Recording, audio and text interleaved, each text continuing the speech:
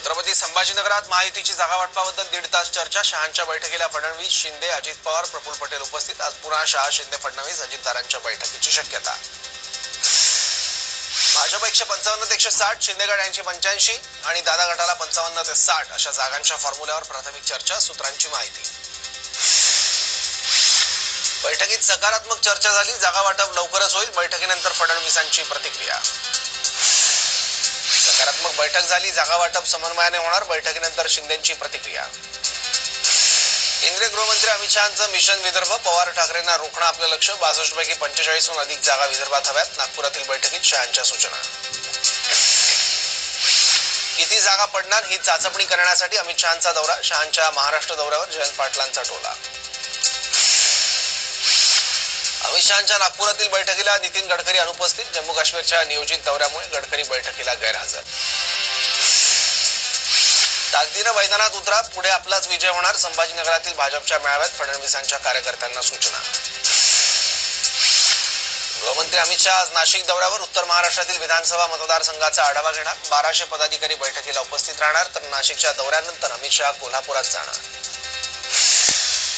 काँग्रेसचे प्रदेशाध्यक्ष नाना पटोले यांची दिल्ली वारी। विधानसभेच्या जागा वाटपावर हायकमांडची चर्चा। पटोले मल्लिकार्जुन खरगे आणि के.सी. वेणुगोपाल यांना भेटणार।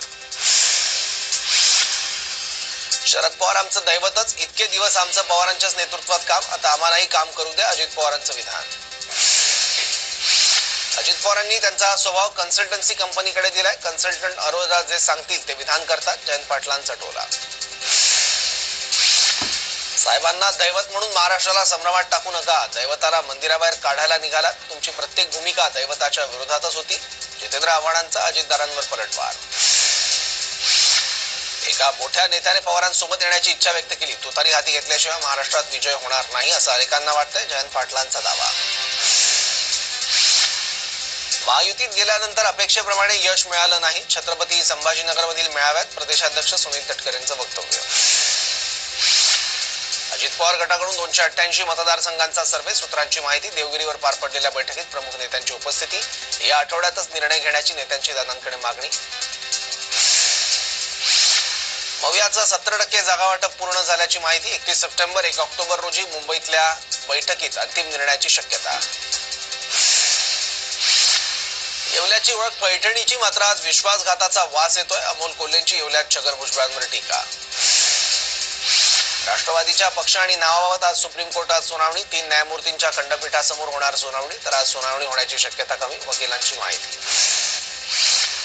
शिंदे आणि फडणवीसांना आरोपींना वाचवायचंय। मुख्य पुरावा नष्ट करण्यासाठी अक्षयचा एन्काउंटर। संजय राऊतांचा आरोप।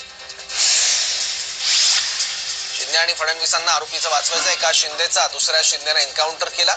दुसऱ्या शिंदेचा एन्काउंटर जनता करेल। संजय राऊतांचा हल्लाबोल। एकनाथ शिंदेचा एन्काउंटर करायला संजय राऊतांना 7 जन्म घ्यावे लागतील। भरत गोगावलेंची संजय राऊतांवर टीका। जरांगेंचं आंदोलन आणि बदलापूरची घटना वेगळी। मूर्खांना घटनांची जाणीव नसताना बेताल वक्तव्य। आरोपी होता, मेला, लोकांनी फटाके वाजवले। संजय शिरसाट यांची टीका। हात बांधलेले असताना आरोपीने गोळीबार कसा केला, सुप्रिया सुळेंचा सवाल। तर राज्यातील पोलीस सुरक्षित नाहीत, गृहमंत्र्यांनी उत्तर द्यावं, सुळेंचं वक्तव्य। मवियाचे लोक आरोपीला फासावर लटकवायला सांगत होते। पोलिसांच्या जीवावर उठला तरी आरोपीविषयी विरोधकांना सहानुभूती। विरोधकांच्या वागण्यावर आश्चर्यच वाटतं, मुनगंटीवारांची प्रतिक्रिया। संजय शिंदेंचा इतर अधिकाऱ्यांचं निलंबन करा। प्रकरणाची न्यायाधीशांच्या समितीकडून चौकशी व्हावी, सुषमा अंधारेंची मागणी।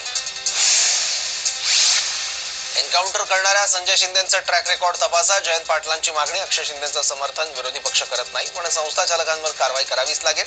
जयंत पाटलांची भूमिका। विरोधकांना सुतक पडलंय म्हणून अक्षय शिंदेबद्दल आपुलकी निर्माण झाली आहे। विरोधक त्याच्यासाठी शोकसभाही घेऊ शकतात। खासदार श्रीकांत शिंदेंचा विरोधकांवर हल्लाबोल। अक्षय शिंदेचा एन्काउंटर झालेल्या पोलीस व्हॅनची तपासणी। पोलीस व्हॅनमध्ये बंदुकीच्या गोळ्याचे 4 शेल सापडले। फॉरेन्सिक टीमने व्हॅनमधून रक्ताचे नमुने घेतले। मराठा आणि धनगर आरक्षणाबाबत मुख्यमंत्र्यांसोबत चर्चा करणार। संभाजीनगरमधील मेळाव्यात अजित पवारांचं विधान। मविया ज्याला उमेदवारी देईल त्याचा प्रचार करणार, मात्र दिंडोरीतून संधी मिळाल्यास विधानसभा निवडणूक लढण्यास इच्छुक गोकुळ झिरवळ यांचं वक्तव्य। तर गोकुळ झिरवळ निवडणूक लढणार नाही।